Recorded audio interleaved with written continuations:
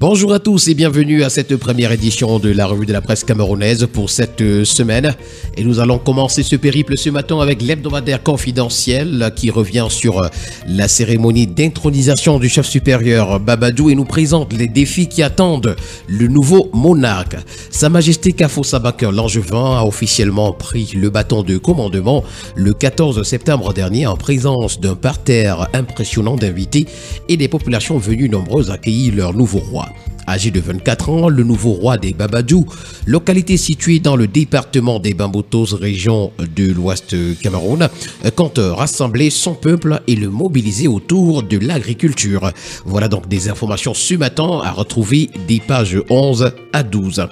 Également à lire dans les colonnes de l'hebdomadaire confidentiel ce matin au sujet de l'affaire Glencore que cache le silence de la Sonara. Et puis, inondation à Yagua, la réponse inappropriée du gouvernement nous est présentée ce matin à la page 5. L'hebdomadaire Le Confidentiel nous présente également ce matin à sa page 10 une découverte. La ville de Babadou fait sa mue. C'est à retrouver. Nous continuons ce matin avec le quotidien bleu d'Amanmana, le jour qui revient sur les inondations dans l'extrême nord. C'est 350 millions de francs CFA pour les sinistrés, nous renseigne le journal en page 3. Bauxite à Mini Martap, Paul Biya accorde une licence d'exploitation à Kalmako.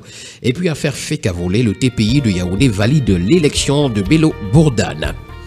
Nous continuons avec la nouvelle expression ce matin qui revient également sur les inondations à l'extrême nord du Cameroun et nous renseigne que Biya offre 1750 francs CFA à chaque sinistré.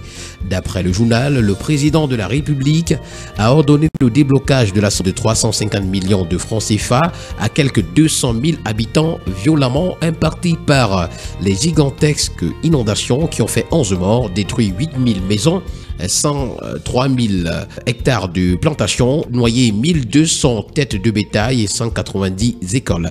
Le député Jean-Michel Nietzsche soutient que c'est une insulte inadmissible et inacceptable à l'endroit de ces populations meurtries. C'est une information ce matin à retrouver en page 4. Le quotidien Vert Émergent s'en parle également lorsqu'il titre « Inondation dans l'extrême nord, 350 millions débloqués insuffisants ». Pour le quotidien Mutation, toujours dans cette partie septentrionale du Cameroun, c'est l'opération de sauvetage qui nous est présentée. Et donc, selon le MINAT, 1,6 milliard de francs CFA, dont 350 millions pour les sinistrés, déjà débloqués par le gouvernement suite aux inondations meurtrières dans la région. Des ministres sur le terrain aux côtés des populations. D'ailleurs, ces ministres nous sont présentés ce matin à la page 5 du journal. Le quotidien Info Matin, à sa grande une, reste dans l'extrême nord et il nous fait savoir que Paul Biya est au secours des sinistrés des inondations. Pour le journal Observateur, inondations dans le Mayo d'Anaï également. Plus de 200 000 sinistrés vont recevoir chacun 1750 francs CFA de Paul Biya. 17 morts, 103 471 hectares de culture dévastés, 185 écoles et 13 établissements secondaires inondés. Voilà donc le bilan à retrouver ce matin à la grande une de l'Observateur du Septentrion.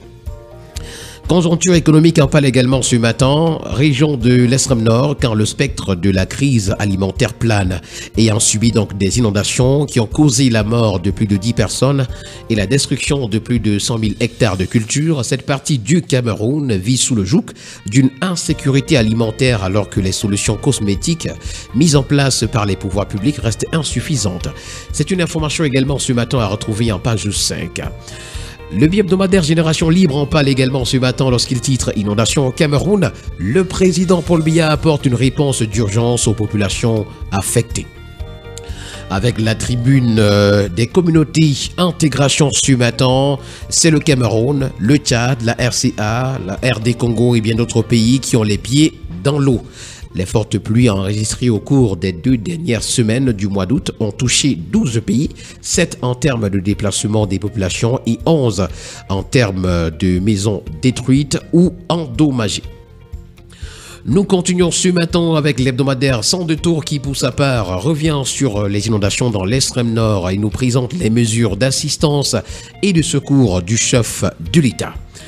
Nous allons parler de toute autre chose à présent avec le quotidien L'économie. C'est le secteur des télécommunications qui intéresse. La mauvaise qualité du service persiste, nous renseigne le journal. Les usagers continuent de faire face aux perturbations d'Internet et à une qualité d'écoute approximative. La RT annonce l'audit du réseau national à fibre optique de Camtel. À la grande une du quotidien Le Messager parution de ce 16 septembre, c'est une interrogation. Le contre-amiral Joseph Fouda est-il pris pour cible? Présenté comme le dernier rempart de la sécurité de Biya, le conseiller spécial du chef de l'État est dans le viseur de certains hommes du pouvoir tapis au sang du sérail. L'enquête à ce sujet nous est présentée ce matin à la page 3. Et puis en petite une, affaire fait qu'à voler, quand tombent les masques. Le journal Le Zénith, pour sa part, revenant sur l'affaire Martinez-Zogo, nous présente une brouille dans le camp des accusés. La 8e audience qui s'est tenue le 9 septembre dernier dans l'enceinte du tribunal militaire de Yaoundé a non seulement permis à la justice d'identifier chacun des 17 mises en cause, mais aussi de les notifier au sujet de leurs différentes charges.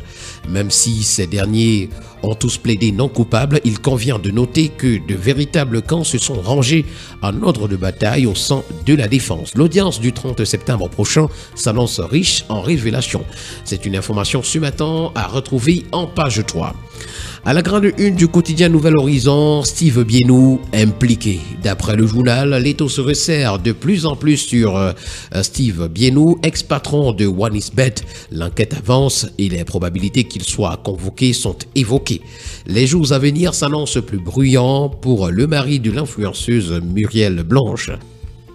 Dans les inondations dans l'extrême nord, le tri-hebdomadaire Le Témoin nous fait savoir que le docteur Manaouda Malachi fait sa part. Le premier news magazine camerounais Défi Actuel ce matin parle également de la mauvaise qualité des télécommunications. Les opérateurs indexent les problèmes d'énergie et l'instabilité de la fibre optique. Mesdames et messieurs, nous allons continuer ce matin avec le bi-hebdomadaire L'Indépendant qui parle du SGPR et titre L'usure du pouvoir. En 42 ans de règne, Paul Biya a usé pas moins de 16 secrétaires généraux à la présidence de la République. L'exercice n'est pas aisé autant par le profil de ces hommes que par leur équation personnelle de dresser un comportement type des vice-dieux. Le bi-hebdomadaire L'Équation ce matin, qui parle du pont effondré sur la rivière Danaï à Yagua, nous présente les dispositions urgentes du ministre des Travaux publics, Emmanuel Ganou Doumessi. C'est une information à retrouver ce matin à parcourant les colonnes du journal. Et nous allons terminer ce matin avec le quotidien Eco-News, qui nous présente deux principales unes. La première s'intéresse au marché de la banque de détail. Le Cameroun, nouveau terrain de jeu des géants africains. Et puis, à son autre une, MTN Cameroun, bientôt plus d'abonnés que de comptes en banque, c'est une interrogation. Mesdames et messieurs, voilà qui met en terme à cette première sortie de la semaine de la revue de la presse camerounaise. Merci d'avoir été des nôtres ce matin et au plaisir de vous retrouver demain pour une autre édition. D'ici là, portez-vous bien. Bonne journée à tous.